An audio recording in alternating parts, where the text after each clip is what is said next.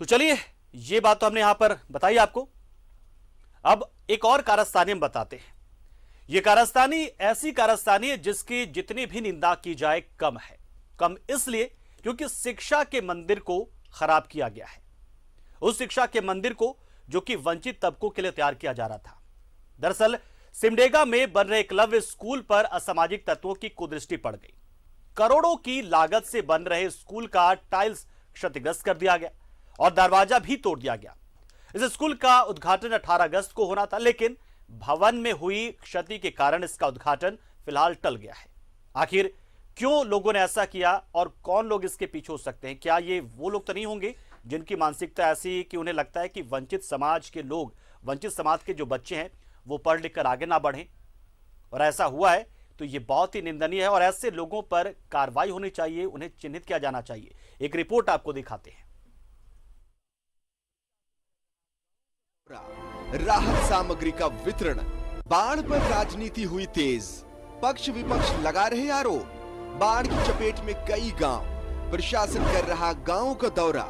राहत सामग्री का वितरण, बाढ़ पर राजनीति हुई तेज, पक्ष विपक्ष लगा रहे आरोप। बाढ़ की चपेट में कई गांव, प्रशासन कर रहा गांवों का दौरा। राहत सामग्री का वितरण, बाढ़ पर राजनीति हुई तेज, पक्ष विपक्ष लगा रहे आरोप। बाढ़ की चपेट में कई गांव, प्रशासन कर रहा गांवों का दौरा। राहत सामग्री का वितरण, बाढ़ पर राजनीति हुई तेज, पक्ष विपक्ष लगा रहे आरोप। बाढ़ की चपेट में कई गांव, प्रशासन कर रहा गांवों का दौरा। राहत सामग्री का वितरण, बाढ़ पर राजनीति खत्म होने पर है।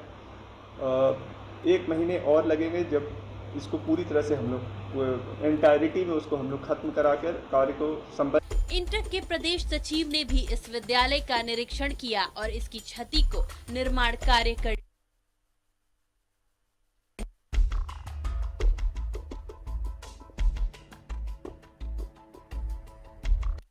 एकलव्य स्कूल पर असामाजिक तत्वों की कुदृष्टि, टाइल्स तोड़ा, दरवाजा भी चुरा ले गए।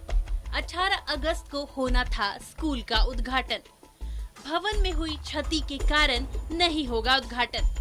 1 महीने के बाद होगा उद्घाटन। ये सिमडेगा का एकलव्य विद्यालय है। कल्याण विभाग इसे करोड़ों रुपए की लागत से बना रहा है, लेकिन इस पर शुरू से ही असामाजिक तत्वों की नजर रही है। जरा इसका हाल देखिए। इसके कई पाइप तोड़ दिए गए हैं, टाइल्स को क्षतिग्रस्त कर दिया गया है और दरवाजों को उखाड़ लिया गया है। इसका उद्घाटन 18 अगस्त को होना था, लेकिन अब मरम्मती के बाद इसका उद्घाटन होगा। स्ट्रक्चर्स को क्षति पहुंचाई गई है। निर्माण कार्य भी करीब खत्म होने पर है। 1 महीने और लगेंगे जब इसको पूरी तरह से हम लोग एंटायरिटी में उसको हम लोग खत्म कराकर कार्य को संपन्न। इंटक के प्रदेश सचिव ने भी इस विद्यालय का निरीक्षण किया और इसकी क्षति को निर्माण कार्य करने वालों की लापरवाही बताया। असामाजिक तत्वों की कमी यहाँ से लेकर के भारत के किसी भी कोने में कमी नहीं है उनकी, लेकिन इसमें सबसे बड़ा सवाल या निशान ये उठता है कि यहाँ पर अभी ये संवेदक के द्वारा हैंडओवर नहीं किया गया है। अभी भी ये अधिकारियों के ये देख रेख में कार्य कराया जा रहा है। तो मतलब इसमें सीधी सी एक बात है कि असामाजिक तत्वों को रोकने के लिए आपका कार्य क्या है? लापरवाही चाहे जिससे भी हुई हो, इससे इस क्षेत्र के विकास पर जरूर असर पड़ा है। ऐसे में मरम्मती के साथ इसकी सुरक्षा की भी जरूरत है। सिमडेगा से आशीष शास्त्री की रिपोर्ट। तो एकलव्य विद्यालय ये उन बच्चों के लिए बनाए जाते हैं जो कि जनजातीय समाज से आते हैं, जो अपने बच्चों को पढ़ा नहीं पाते हैं, और इसलिए ट्राइबल जो मिनिस्ट्री है, जनजातीय कल्याण मंत्रालय है केंद्र सरकार की, उसकी ओर से ऐसे इलाकों में जहां पर जनजातीय आबादी 50% के आसपास है, वहां पर इन एकलव्य विद्यालयों को खोला जा रहा है। झारखंड में 7 एकलव्य विद्यालय पहले से खुल चुके हैं और उसके बाद अभी कई और विद्यालय यहां पर बनने हैं। 13 नए विद्यालय जो जानकारी हमें उसके मुताबिक जो है वो नए बन चुके हैं, जहां पर नामांकन शुरू होना है, और कुछ और विद्यालयों के शिलान्यास भी पिछले दिनों केंद्रीय मंत्री अर्जुन मुंडा ने की थी।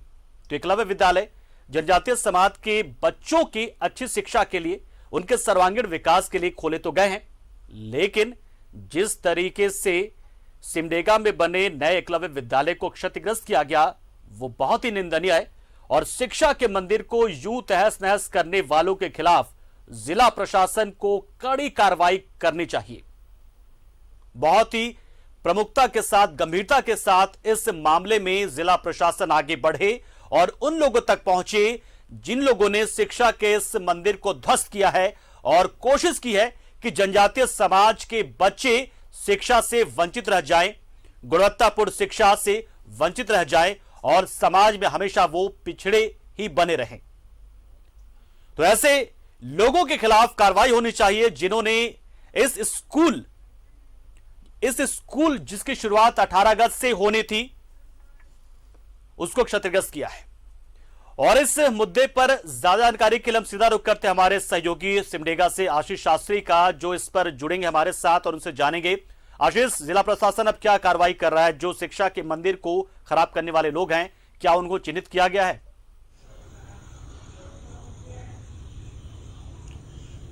ये बिल्कुल देखिए, ये कहीं से भी शोभनीय नहीं है कि आदिम जनजाति बच्चों के लिए सरकार की तरफ से करोड़ों की लागत से जो एकलव्य विद्यालय का निर्माण कराया जा रहा है उसे असामाजिक तत्वों द्वारा इस तरह से तोड़फोड़ करना, इस तरह से गंदे गंदे चित्रों का दीवारों पर बनाना, जबकि महज 2 से 4 दिनों के बाद इसका उद्घाटन होना था। और उसके पहले जब जिला प्रशासन ने यहाँ का दौरा किया और वहाँ के हालात देखे तो वो भी सिर पकड़ लिए। डीसी सुशांत गौरव ने हालांकि संवेदक को और एजेंसी को कहा कि इसे 1 महीने में दुरुस्त किया जाए, लेकिन यहाँ सबसे बड़ा सवाल उठता है कि सरकार की पैसे लगे, गरीब बच्चों के लिए पैसे लगे और उसे इस तरह से असामाजिक तत्वों द्वारा बर्बाद करना कहीं ना कहीं एक सवाल निशान उस संवेदक और उस एजेंसी पर भी खड़ा कर रहा है जो करोड़ों को काम एक सुदूर जगह पर कर रही है और उसके पास सुरक्षा के कोई भी उपाय नहीं है। यहाँ एक गार्ड होने चाहिए, क्योंकि करोड़ों की लागत से इस भवन को बनाया जा रहा है। इसकी सुरक्षा के पुख्ता इंतजाम होने चाहिए वहाँ, लेकिन ऐसा हुआ नहीं और अंततः फिर से जो बन चुका था उसे फिर से दुरुस्त करने की आवश्यकता महसूस होने लगी। इंटक नेता भी आज गए वहाँ और उन्होंने भी यही कहा कि यहाँ संवेदक और एजेंसी को यहाँ सुरक्षा के इंतजाम करने चाहिए थे। 18 अगस्त को केंद्रीय मंत्री सह सांसद अर्जुन मुंडा को इसका उद्घाटन करना था, लेकिन उनका कार्यक्रम रद्द हो गया। ऐसी भी चर्चाएं सिमडेगा में हैं कि इसका उद्घाटन करना था और इसकी ये स्थिति है जिला प्रशासन के द्वारा जब उन्हें इस बात की खबर दी गई उसके बाद ही उन्होंने अपना भी दौरा रद्द किया। हालांकि इसमें सच्चाई, उनके दौरे रद्द होने में क्या सच्चाई है ये कहना मुश्किल है, लेकिन इस तरह की जो भी योजनाएं चलती हैं वहाँ निश्चित रूप से सुरक्षा होनी चाहिए ताकि सरकार का पैसा बेवजह जाया ना हो और ससमय जो बच्चे हैं, जो लाभुक हैं, उनको ससमय उसका लाभ मिल सके। जी बहुत शुक्रिया आशीष, हमारे साथ जुड़े आप, जानकारी आपने दी। निश्चित तौर पर एक बड़ा मामला है ये और ऐसे लोगों के खिलाफ प्रशासन को कार्रवाई करनी होगी। हालांकि जिम्मेदारी उस एजेंसी की बनती है जिसने इस स्कूल का निर्माण कराया। ये आवासीय स्कूल है, करोड़ों की लागत से इसका निर्माण हुआ है। संवेदक जिसने इसको बनाया है उन पर भी जिम्मेदारी बनती, उनकी भी जवाबदेही थी कि वो हैंडओवर करते, जब उद्घाटन होता उस वक्त तक इसको सुरक्षित रखते, लेकिन असामाजिक तत्वों की ओर से और